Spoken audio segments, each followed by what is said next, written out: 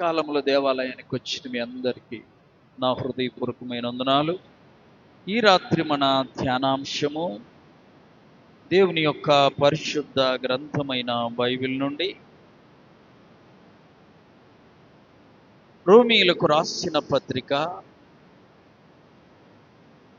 రోమా పత్రిక 5వ అధ్యాయము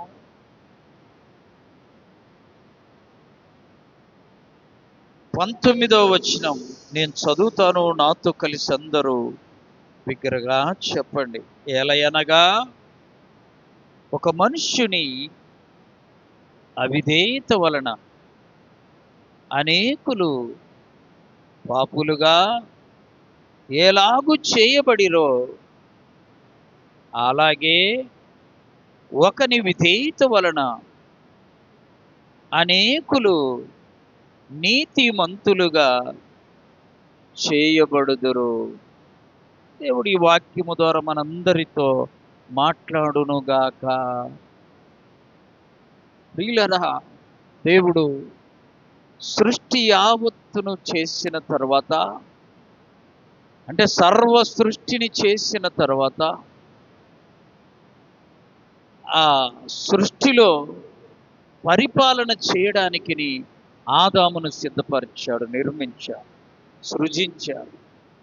సృజించటం అంటే అంతకు ముందు లేని దాన్ని చేస్తే దాన్ని ఏమంటారు? సృజించటం అంట. నిర్మించటం అంటే అలా కాదు, ఒకటి ఉంటుంది, దాన్ని చూసి దానిలాగా నిర్మించటం, దానిలాగా చేసేదాన్ని నిర్మించటం అంట.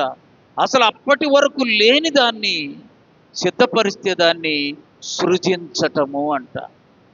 అర్థం తెలుసుకోవా? సృజించటం అంటే, సృష్టించటం అంటే లేని దాన్ని తయారు చేయడం, దాన్ని ఏమంటారు? సృష్టించటం.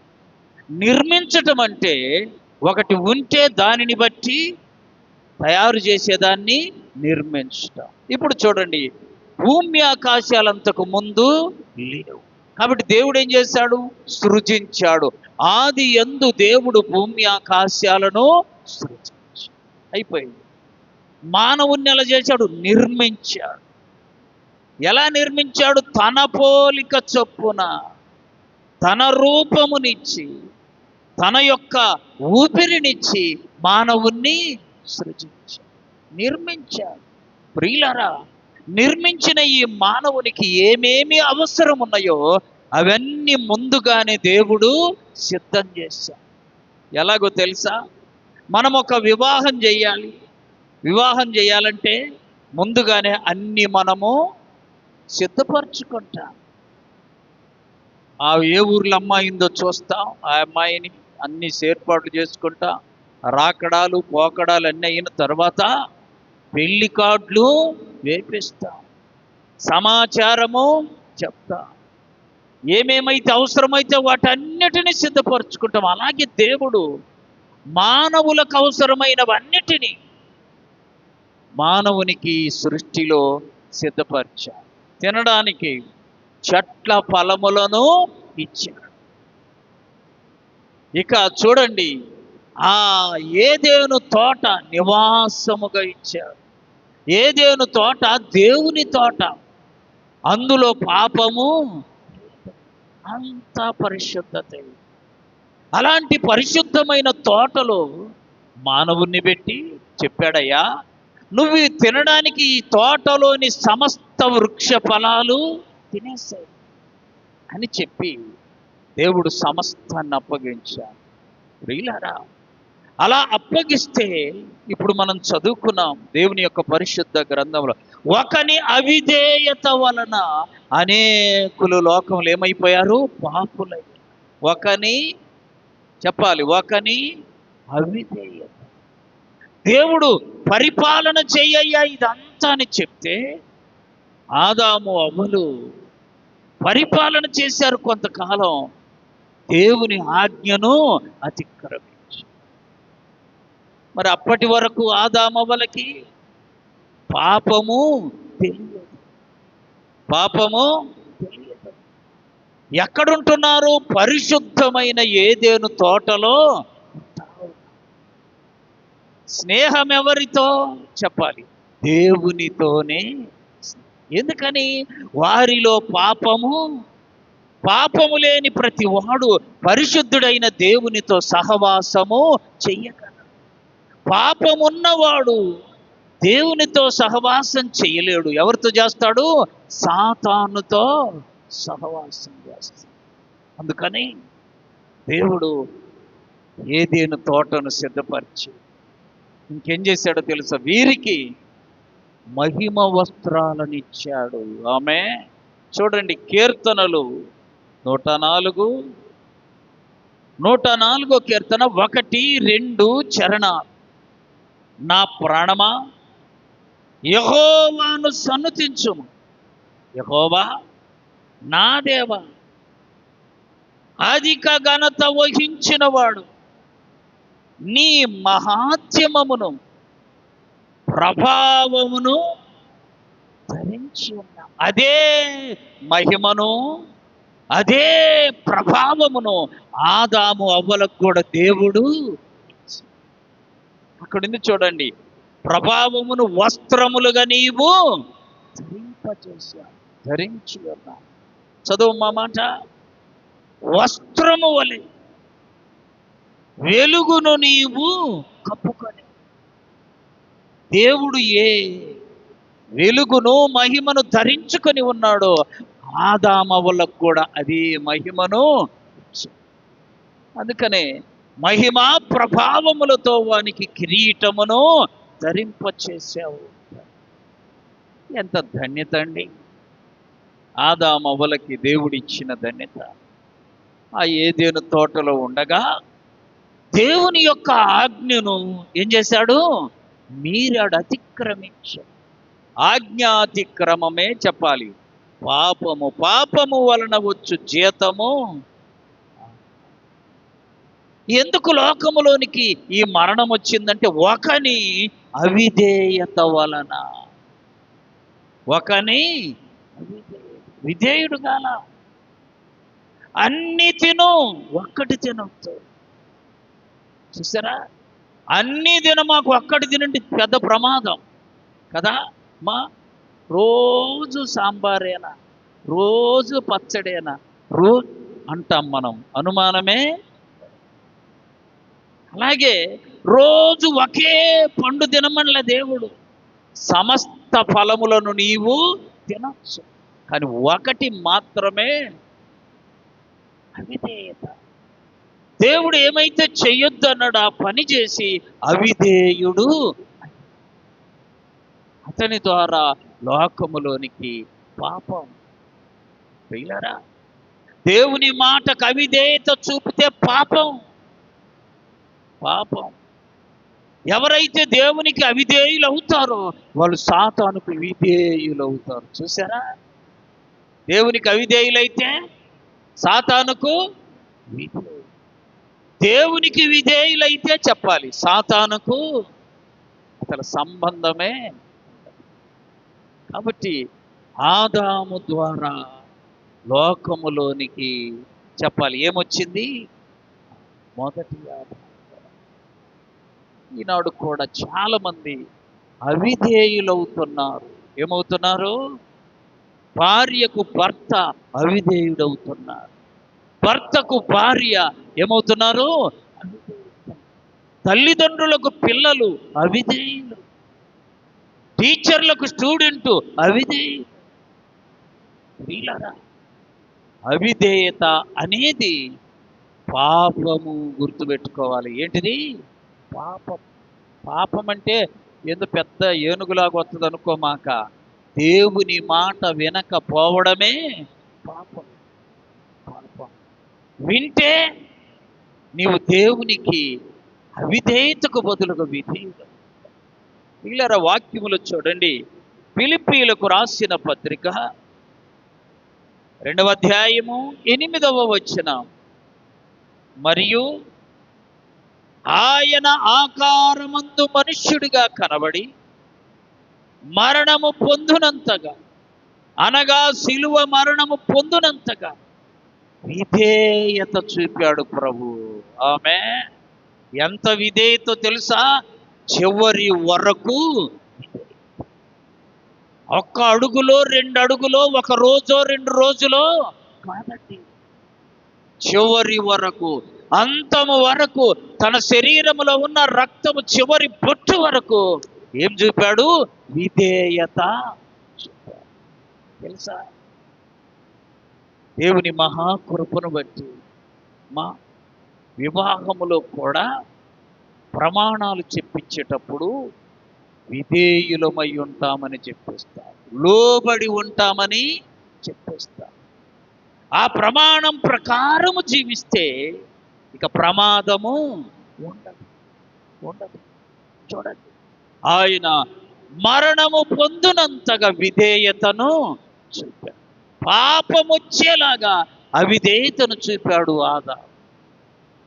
యేసుక్రీస్తు ప్రభువారు మరణము పొందునంతగా విధేయతను చూపాడు. అనగా చివరి వరకు, అంతం వరకు విధేయతను చూపాడు ప్రభు. వాక్యములో చూడండి, కొరింథీయులకు రాసిన మొదటి పత్రిక 15వ అధ్యాయం 28వ వచనం. 1 కొరింథీ 15. మరియు సమస్తమును ఆయనకు లోపరచబడినప్పుడు దేవుడు సర్వములో సర్వము నిమిత్తం కుమారుణ్ణి తనకు సమస్తమును లోపరిచి దేవునికి ఆయనే లోబడెను. సమస్తము యేసయ్యకు లోపరిస్తే దేవుడు, యేసయ్య దేవునికి లోబడ్డాడు. విధేయత అంటే అదండి. విధేయత అంటే నేను చాలా మార్లు చెప్పే, మళ్ళా చెప్తాను. ఒకసారి ఒక టౌన్కు నేను సేవకుని చాలా మార్లు కలవమంటుంటే కలుద్దామని వెళ్ళా. అయ్యగారు ఒకసారి రెండు అంటే వెళితే ఆయన పంచలో కూర్చొని బైబిల్ చదువుకుంటుండు, ఆమె లోపల ప్రార్థన చేస్తుంది. చప్పట్లు కొట్టి ప్రభువును మహిమపరచాలి. మీ ఇంటికి నేను వస్తే మీరు ఏ స్థితిలో కనబడాలో తెలుసా? చెప్పండి. నిద్రపోతున్నా? నిద్రపోతే నాకు కూడా నిద్ర. బైబిల్ చదువుతూ ప్రార్థన కనపడితే ఎంత ఆనందం. సరే వెళ్ళా. 1:15 అయింది. నేను అనుకున్నాను వెళ్ళగానే వందనాలు చెప్పి చక్కగా అంత నీళ్ళు ఇచ్చి అంత అన్నం పెడతారు. 1 గంట కదా ఆకలి అవుతుందని నేను అనుకో. ఈయన బైబిల్ చదువుతుండు, చెప్పలామేమో. ఎంత దేవుని సన్నిధి ఆ ఇంటిలో ఉంటుంది. కొందరు ఇళ్ళకి వెళితే అక్కడ కూర్చోవాలనిపించదు, నిలబడాలనిపించదు, మాట్లాడాలనిపించదు. ఎవరికి? మనుష్యులకి. మరి దేవునికి ఆ వైపు కూడా వెళ్ళకూడదనిపిస్తుంది. 1:15 అయింది.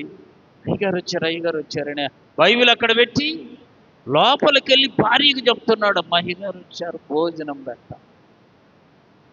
ఏమన్నదో తెలుసా అమ్మగారు?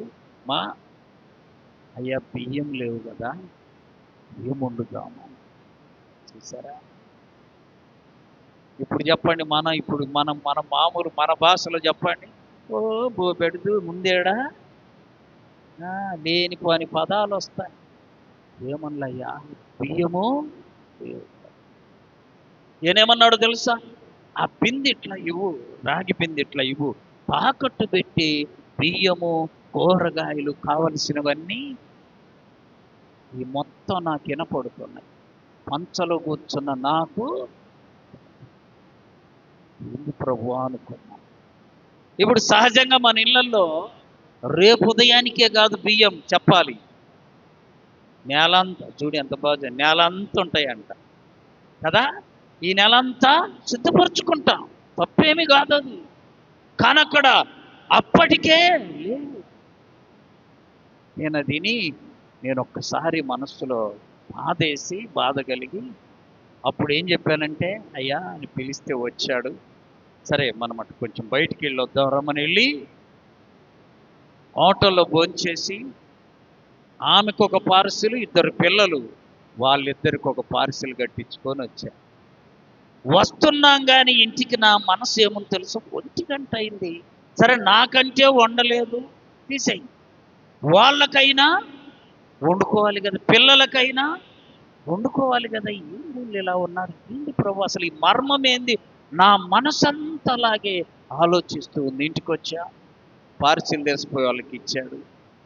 ఆ పిల్లలు అప్పుడే స్కూల్ నుండి వచ్చారు, వాళ్ళు తిన్నారు, వెళ్ళిపోయారు. ఆమె అప్పుడు నేను ఒక ప్రశ్న వేసాను, అమ్మా 1 గంట అయింది కదా, మరి పిల్లలు వస్తే ఏం పెట్టాలనుకున్నావు? సరే మీరంటే నువ్వు ప్రార్థన చేస్తున్నావు, బైబిల్ చదువుతుండు, సరే ఉంటారు. పిల్లలు వస్తున్నారు కదా, వాళ్ళకు మధ్యాహ్నం అన్నం ఎలా పెట్టాలనుకున్నావు అమ్మ అంటే ఏమన్నదో తెలుసా అయ్యగారు? కాకులతో ఏలియాకు ఆహారము పంపిన దేవుడు మాకు సమయానికి కావలసిన ఆహారము, చప్పట్లు కొట్టి ప్రభువుని, ఎంత లోతైన విశ్వాసం ప్రియులారా అని ఆగలా. ఇప్పుడు 1 గంట అయింది, దేవుడు మిమ్మల్ని తీసుకొచ్చి మా ఇంటికి మాకు మా పిల్లలకు కావలసిన అన్నము తెప్పించారు. మేము వండలే, మేము సిద్ధపరచలా. ఎంత గొప్ప విశ్వాసం! ఇక్కడ కూర్చున్న వాళ్ళల్లో ఏమనుకోవద్దు, ఒకళ్ళకి అన్నుందా ఆలోచన? నెలకున్నాయంట బియ్యము, ఇంకొక ఆమెకి 20 రోజులకున్నాయి, ఇంకొక అయినా మనకు ఇంకా దేవుడు అది ఇది లేని ఆమె, ఆ పూటకు లేని ఆమె ఏం చేస్తుంది? ప్రార్థన చేస్తుంది. ఆయనేమో వాక్యం చదువుతుండు. ఆ పూటకు లేని ఆమె ప్రార్థన చేస్తుంటే మనకు 10 రోజులకున్నాయి, 20 రోజులకున్నాయి, ఇంకా లేవా, అయి లేవే, ఈ లేవే. ఆలోచించండి, అసహ్యం పుట్టించింది దేవుని. వాళ్ళ వైపు చూసిన దేవునికి ఆనందము కలిగిస్తుంది. ఆమె ఎంత గొప్ప విషయం! నాకు ఒక రకంగా ఆమె జవాబు చెబితే సిగ్గు అనిపించి, దైవజనున్నయ్యుండి నేను వెయ్యకూడదు ఆ ప్రశ్నలు కదా, ఆమె వెయ్యాల, కానీ నేనేస్తామా అద్భుతమైన జవాబు, అద్భుతమైన జవాబు. ఆలోచించండి ప్రియులారా, అది నిజమైన చెప్పాలి భక్తి, విశ్వాసము. ఆమె కాబట్టి అది భర్తకు లోబడే విశ్వాసం, భర్తకు లోబడే విధానం, భర్తకు విధేయత చూపే భార్య. బియ్యమే లేకపోతే ఎందు నువ్వు పెట్టేదన్న ముందు మనకుందా, మన పిల్లలకుందా? ఇప్పుడు స్కూల్ నుండి వస్తారు, వాళ్ళకి ఏం చెబుతావో చెప్పు అని అనలా. అవిధేయతురాలైతే ఏమంటది? అదే మాటలు ఇంకొక వేరే మాటలు కూడా కొన్ని అద్దెకు తెచ్చుకొని అంట. ఆమె అవిధేయురాల్లాగా మాట్లాడనే విధేయత లేని స్థితిలో. అందుకని ఒక సామెతను చెప్పన, సంపద లేనప్పుడు భార్య గుణం బయటకు వస్తుందంట. అర్థమైందా? వ్యాధి వచ్చినప్పుడు భర్త గుణము, భార్యకు వ్యాధి వస్తే భర్త ఎలాంటి వాడు అర్థమైపోతుందంట. భర్త సంపాదించలేకపోతే భార్య ఎట్టాడిదో బుద్ధి అంతా బయటకు. సంపాదించలేనోడు ఎందుకు చేసుకున్నావు? మనకొచ్చే మొదటి మాట, ఎవడు చేసుకోమన్నాడు? వాడొక్కడట చేసుకుంటూ నువ్వు కూడా చేసుకుంటేనేగా. ప్రియులారా గుర్తు పెట్టుకొని, ఎంత లోబడే మాటలండి అవి. యేసయ్య చక్కగా తండ్రికి లోబడినాడు. ఎంతవరకు? మరణం వరకు. మరణం వరకు. డేయ్, అక్కడ గోల్ చేసేది కనపడలా? మరణం వరకు పిల్లల్ని గోల్ చేయించమా. మరణం వరకు ఆయన ఏం చూపించాడు? విధేయతను చూపాడు. ప్రియులారా, నీవు నేను విధేయత ఒక రోజు కాదు చెప్పాలి, 2 రోజులు, ఎప్పటిదాకా? మరణం వరకు. అంటే మనం ఈ లోక యాత్ర ముగించే వరకు కష్టాలలో, నష్టాల్లో, శ్రమల్లో, శోధనల్లో దేవునికి మనం ఏం చూపాలి? విధేయతను. శిలువ మరణము పొందునంతగా శ్రమ వచ్చినా తండ్రికి ఏం చూపించాడు? కాబట్టి ఆదాము ద్వారా అందరూ ఎలాగూ పాపులో, యేసయ్య ద్వారా అందరికీ జీవము వచ్చింది. ఆదాము ద్వారా అందరూ ఎలాగ పాపముల పాలిభాగస్తులయ్యారో, యేసయ్య యందు విశ్వాసం ఉంచుట ద్వారా నిత్య జీవము అందరికీ కలిగి. అవిధేయత చూపి పాపం తెచ్చాడు, విధేయతను చూపి పరలోకాన్ని తెచ్చాడు. ప్రియులారా, అవిధేయతకు విధేయతకు ఎంతో వ్యత్యాసం ఉన్నది. అవిధేయతకు విధేయతకు చాలా వ్యత్యాసం ఉన్నది. అవిధేయతేమో నిన్ను పాతాళానికి తీసుకెళ్ళుద్ది, విధేయతేమో నిన్ను పరలోకానికి తీసుకెళ్తుంది. రెండో మాట చూడండి, దేవుని యొక్క పరిశుద్ధ గ్రంథములో కొరింథీయులకు రాసిన మొదటి పత్రిక 15వ అధ్యాయం 45వ వచనం. మొదటి కొరింథీ, ఇందు విషయమై ఆదామును మొదటి మనుష్యుడు జీవించు ప్రాణి ఆయనని వ్రాయబడి ఉన్నది. కడపటి ఆదాము జీవింపచేయు ఆత్మ. చూసారా, ఆదామేమో జీవించే ప్రాణి, ఒక మనిషి, జీవించే మనిషి. యేసయ్య జీవింపచేసే ఆత్మ. చూసారా ఎంత వ్యత్యాసం. జీవించే ప్రాణి. చూడండి, సామెతల గ్రంథం 20వ అధ్యాయం 27వ వచనం చదవాలి. సామెతలు 20:27. నరుని ఆత్మ దేవుడు పెట్టిన దీపం. దీపం. చూసారా, యేసయ్యలో దీపము కాదు, అసలు వెలుగే ఆయన. చదవండి, యోహాను సువార్త 1వ అధ్యాయము 4వ వచనం. ఆయనలో జీవముండెను, ఆ జీవము మనుషులకు వెలుగు. యేసు ప్రభువారు వెలుగు. ఆదామేమో జీవించు ప్రాణి, యేసయ్యేమో జీవింపచేయు ఆత్మ. ప్రసంగి గ్రంథం 12వ అధ్యాయము 7వ వచనం. మన్నైనది వెనుకటి వలెనే మరలా భూమికి చేరును, ఆత్మ దాన్ని దయచేసిన దేవుని యొద్దకు. ఎంత గొప్పవాడైనా, ఎంత శక్తివంతుడైనా, ఎంత బలవంతుడైనా మానవుడు ఈ శరీరము విడిచిపెట్టినప్పుడు ఎక్కడ కలుస్తుంది? భూమిలో, మట్టిలో కలుస్తుంది. అయితే ఆత్మ ఉందే, మనలో ఉన్న ఆత్మ, ఆత్మ దేవుని యొద్దకు, దేవుని యొద్ద. అందుకని ఈ మట్టిలో కలిసిపోయే ఈ శరీరాన్ని నమ్మకూడదు. చూడండి, గలతీయులకు రాసిన పత్రిక 5వ అధ్యాయము 17వ వచనం. గలతీ 5:17. శరీరము ఆత్మకును, ఆత్మ శరీరమునకును విరోధముగా అపేక్షించుచున్నది, అంటే పోరాడుచున్నది. శరీరానికి ఆత్మకి ఏముంటుందమ్మా? ఎల్లప్పుడూ పోరాటం. అర్థమైందా? దేవుని బిడ్డలకి, దేవుణ్ణి ఎరగని వాళ్ళకి ఎంత వ్యత్యాసమో, శరీరానికి ఆత్మకు కూడా అంతే. ఆత్మేమో ప్రార్థన చేసుకోమంటది, వాక్యం చదువుకోమంటది.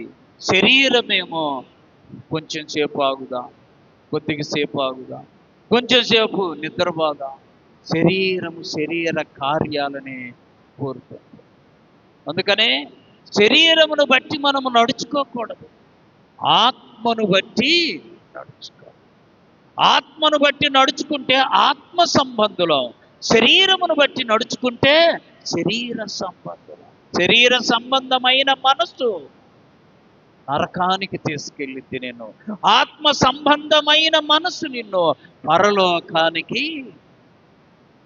యేసయ్యతో పాటు 2 దొంగలను సిలువేస్తే ఒకడు శరీరానుసారంగా మాట్లాడతాడు. ఏమన్నా తెలుసా? అయ్యా, నువ్వు దేవుడివి కదా, నువ్వు దిగిరా, మమ్మల్ని కూడా. ఇప్పుడు చెప్పండి, ఏం చేయాలి నీడు? ఇంకా ఇక్కడుండి, ఏం పేరు వాళ్ళ పేరు? దొంగలు. ఇక్కడుండి ఏం చేయాలని? శరీరానుసారమైన ఆలోచన ఇది, శరీర సంబంధమైన ఆశ, సిలువనెక్కాడు, చనిపోబోతున్నాడు, కానీ వాడి ఆశ చావల. వాడికి ఆ శరీర సంబంధమైన ఆశే ఉంది. రెండో వాడంట, యేసు నీవు నీ రాజ్యముతో వచ్చేటప్పుడు నన్ను, ఇదే ఆలోచన, ఆత్మానుసారమైన, అంటే నీకు ఒక రాజ్యం ఉందయ్యా, నువ్వు ఈ రాజ్యముతో వస్తావయ్యా, వచ్చినప్పుడు నన్ను నీ రాజ్యములో జ్ఞాపకము. ఇది ఆత్మానుసారమైన ఆలోచన. ఆత్మానుసారమైన ఆలోచన. శరీరానుసారమైన ఆలోచన ఈ లోక సంబంధమైన వాటి మీదనే ఉంటారు. అందుకనే దేవుని బిడ్డలకు శత్రువులు మూడని చెప్పారు చాలా మార్లు. ఏమేంటి? శరీరము, చెప్పాలి, సాతాను, మూడోది లోకం. లోకము, సాతాను, శరీరం. వీటిల్లో ఒక్కదాన్ని జయించాలన్న అంత సులువు. సాతాను జయించటం ఎంత కష్టమో లోకాన్ని జయించటం కూడా అంతే కష్టం. ఈ రెండును జయించడం ఎంత కష్టమో శరీరాన్ని జయించటం కూడా. అందుకనే అపోస్తులైన పౌలు గారు ఏమన్నాడో తెలుసా? మీ అందరికీ ప్రకటించి నేనేమైపోదునోనని నా శరీరమును నేను నలుగగొట్టుచున్నాను. ఆమె ఏం చేస్తాడంట? ఎట్లా? సుత్తె తీసుకొనయ్యా, అంతేనా? లేదా కర్ర తీసుకొనయ్యా, అదా? ఉపవాసం, శరీరాన్ని నలగగొట్టడం. మోకాటి ప్రార్థన, శరీరమును శరీరమును నలుగగొట్టడం. ఏమా చెప్పాలి? అదే వాక్య ధ్యానము గంటలు గంటలు, శరీరమును. వీటి ద్వారా నువ్వు శరీరాన్ని జయించగలవు. ఆమె దేవుని మహా కృపను బట్టి కొంతమంది వీటిని ఏం చేశారు? జయించారు. శరీరాన్ని నమ్ముకోలే పౌలుగా. నా శరీరము నలుగగొడుతున్నానయ్యా. ఇంకో భక్తుడు అన్నాడు, నా శరీరము చీకిపోయిన, చదవాలి యోబు గ్రంథం 19వ అధ్యాయం 25వ వచనం. అయితే నా విమోచకుడు సజీవుడనియు తరువాత ఆయన భూమి మీద నిలుచుననియు నేనెరుగుదును. ఏలాగు నా చర్మము చీకిపోయినా సరే నేను మహిమ శరీరముతో దేవుణ్ణి చూస్తాను. చప్పట్లు కొట్టండి, ప్రభును మహిమపరచండి. చూసారా? శరీరం యోబు గారికి అప్పటికి ఏమైంది? చీకిపోతావు. చిల్ల పెంకుతో, చెప్పాలి, ఈ మధ్య గజ్జి రావట్లేదు ఎవరికి. నేను చిన్నపిల్లలప్పుడు అంతా గజ్జే. ఇవాళ సందులో మా గజ్జల్లో ఎక్కడ పెడితే అక్కడ ఏముండేది. మరి ఇప్పుడు ఎటుపోయిందా మహాతల్లి అడ్రస్? అంతే కదా, పేలు ఇట్లా గీరితే ఇట్లొచ్చి, ఇట్లా పోగితే ఇట్లొచ్చు. ఇప్పుడు అసలు అడ్రస్ యోబు గారి కంటే చర్మము, ఆ గోకుడకు గోళ్ళు చాలక చిల్ల పెంకు. అయితే ఏమంటున్నాడు? నా చర్మము చీకిపోయినను సరే నేను మహిమ శరీరముతో దేవుణ్ణి. ఎంత విశ్వాసం! అంటే శరీరం వైపు ఆయన చూడాల. శరీరం కావాలని ఆయన కోరల. ఆయన ఏం కోరుతున్నాడు? మహిమ శరీరం ఉందండి, ఆ శరీరముతో నేను దేవుణ్ణి. ఎంత విశ్వాసం! నీకుందా ఈ విశ్వాసం? నీకుందా ఈ విశ్వాసం? ఆ శరీరము అందంగా ఉండాలని డబ్బాలు తెచ్చి, ఏంటి ఈరోజు డబ్బాలు కాదు, పెయిరండి లవ్లు కదా. వాళ్ళు ఇప్పుడు నేర్చుకున్నారు, వాళ్ళు కూడా మన సంగతి తెలుసుకొని అది ఫస్ట్ మోత దిగని అట్లాంటి మొత్తం మోతుంది, పెద్దగా ఉండట్లే అందులో. అయినా ఆగుతున్నారా? మా ఊర్లో 100 డబ్బాలు అవసరం కదా. శరీరానికి అంత ప్రాధాన్యత ఇస్తున్నాం మనం కదా. ప్రియులారా, ఈ శరీరాన్ని అంట మనం ఏం చేయాలి? జయించాలి, నలగగొట్టబడాలి. ఎట్లా నలగొట్టబడాలి చెప్పాలి. ఉదయం ప్రార్థన చెప్పండి, మధ్యాహ్నం ప్రార్థన, రాత్రికి ఈ మధ్య ఒకళ్ళ ఇంటికి వెళ్తే నిద్రపోతుంది మధ్యాహ్నం. ఏందమ్మా అంటే ఇవాళ పని లేదయ్యా ఇవాళ, కాబట్టి ఏం చేస్తుంది, అయితే పని లేకపోతే పని ఉంటే పనికి వెళ్తే మరి ప్రార్థన ఎప్పుడు, ఇది అది రెండు లేని రోజు. ఎప్పుడు ఉంటాయి రెండు రోజు, పని లేని రోజు, నిద్ర లేని రోజు, అవి రెండు లేకపోతే ప్రార్థన అంట. చూసారా, జాగ్రత్త, నీ శరీరము చెప్పినట్టు వినమాక. ఆమె శరీరాన్ని ఏం చేయాలి, అప్పుడు నువ్వు దేవునితో సహవాసము చేయగలుగుతావు. అందుకని యేసు ప్రభు వారు ఏ రోజు శరీరం వైపు చూసిన వాడు కాదు. నువ్వు నేను శరీరాన్ని, శరీర క్రియలను త్యజించాలి, అప్పుడే ప్రభువుకు మహిమ తేగలము. చూడండి, దేవుని యొక్క పరిశుద్ధ గ్రంథములో యోహాను సువార్త 4వ అధ్యాయం 24వ వచనం. యోహాను 4:24. దేవుడు ఆత్మ గనుక ఆయనను ఆరాధించువారు ఆత్మతోనూ సత్యముతోనూ.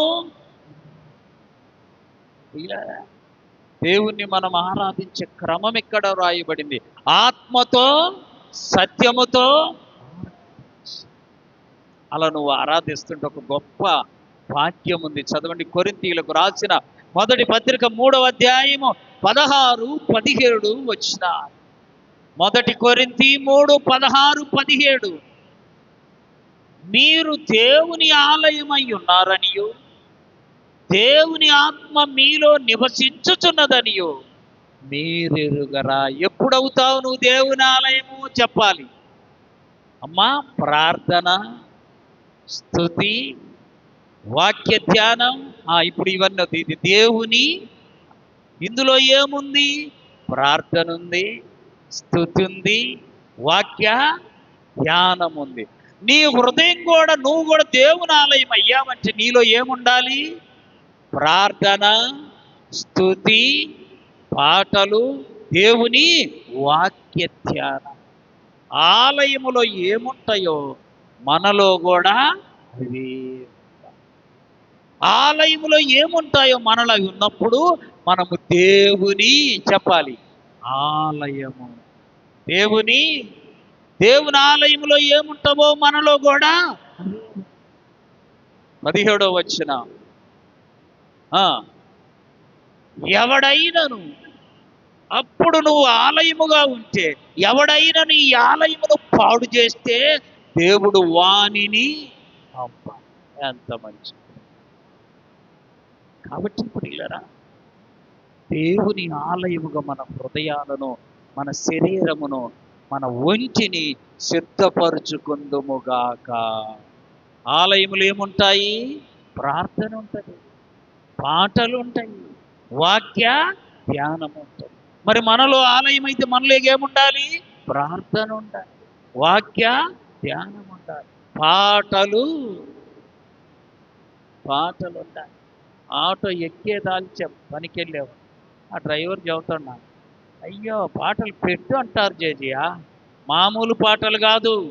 ఏం పాటలు? అలాంటి పాటలు. మరి ప్రార్థన ఏది? పాటలే. అవన్నీ నీతో పాటు ఉండునుగాక. నువ్వు పనికి వెళ్ళి పని మొదలు పెట్టేటప్పుడు ప్రార్థన చేస్తావే, పనికి వెళ్ళేటప్పుడు కూడా పాట. నిన్ను చూసి అనేక మంది ప్రభువును మహిమపరచుదురుగాక. ఇది మన యొక్క క్రమం. ఆ క్రమములో మనం ఉంటే మనమే దేవుని ఆలయము, మనమే దేవుని. కాబట్టి జీవించే ప్రాణి ఆదాము, జీవింపచేయు ఆత్మ యేసయ్య. అవిధేయత చూపాడు ఆదాము, విధేయత చూపాడు యేసుక్రీస్తు ప్రభు దేవునికి. 3వ మాట చూడండి, కొరింథీయులకు రాసిన మొదటి పత్రిక 15వ అధ్యాయం 47-49 వచ్చిన.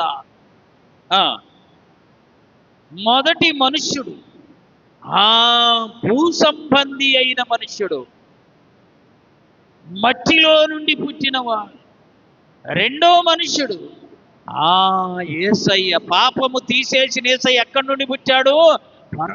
మరియమ్మతో చెప్పింది దూత, పరిశుద్ధాత్మ వలన నీవు గర్భము ధరిస్తావు.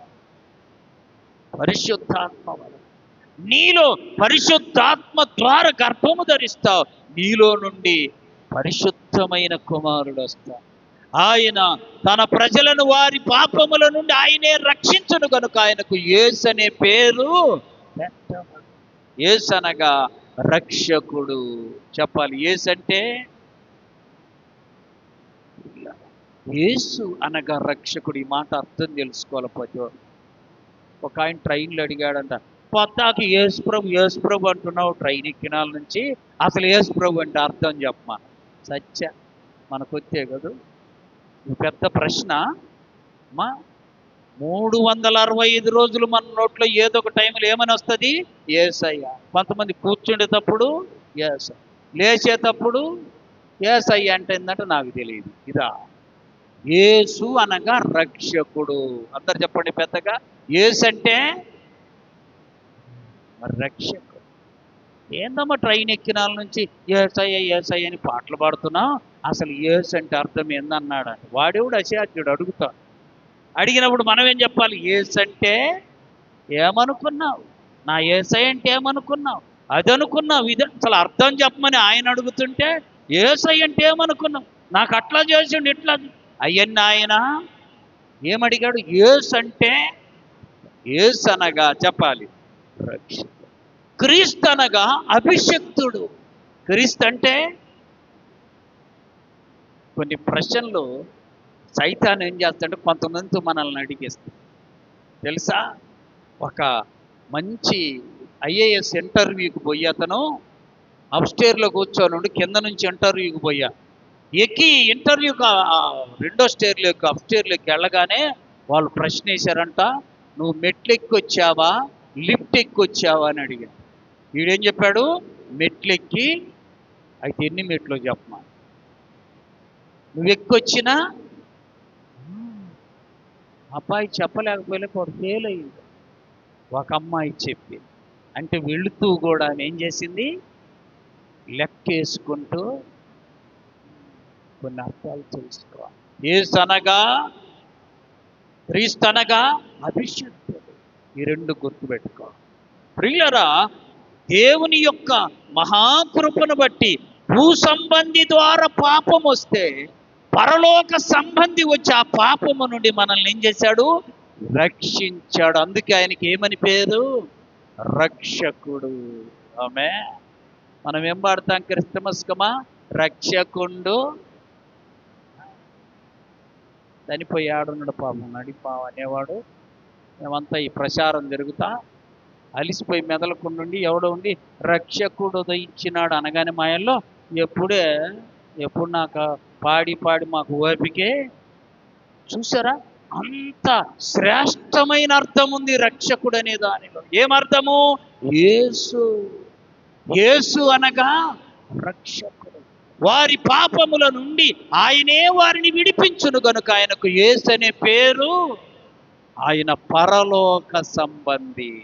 ఆమె మొదటి ఆదాము భూ సంబంధి. ఎక్కడి నుండి చేశాడు ఆదామును?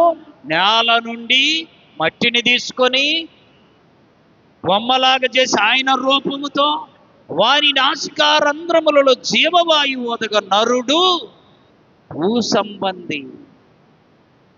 భూ సంబంధి ఏమో పాపము రావడానికి కారణమయ్యాడు. పరలోక సంబంధి పాపమును మనందరి మీది శిక్షను తీసివేసి పరలోకానికి మార్గమయ్యాడు. చూడండి వాక్యములో మనం గమనిస్తే యోహాను సువార్త 8వ అధ్యాయము 23వ వచనం. యోహాను సువార్త 8:23. అప్పుడు ఆయన, మీరు క్రింది వారు, నేను పైనుండి వారు. మీరు ఈ లోక సంబంధులు, నేను పరలోక సంబంధులు. అద్భుతం.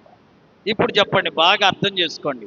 ఈ లోక సంబంధులమైన మనము పరలోక సంబంధులముగా మారాలి. చప్పట్లు కొట్టి ప్రభును మహింపరచాలి. అప్పుడు మనము రక్షింపబడిన వారము. ఆమె ఎప్పుడు పరలోక సంబంధులముగా మారినప్పుడు. నీ చేతులు పరలోక సంబంధమైన క్రియలే చేయాలి. నీ ఆలోచన పరలోక సంబంధమైనదిగా ఉండాలి. నీ తలంపులు పరలోక సంబంధమైనవిగా ఉండాలి. అప్పుడు నీవు ఈలోక సంబంధివి.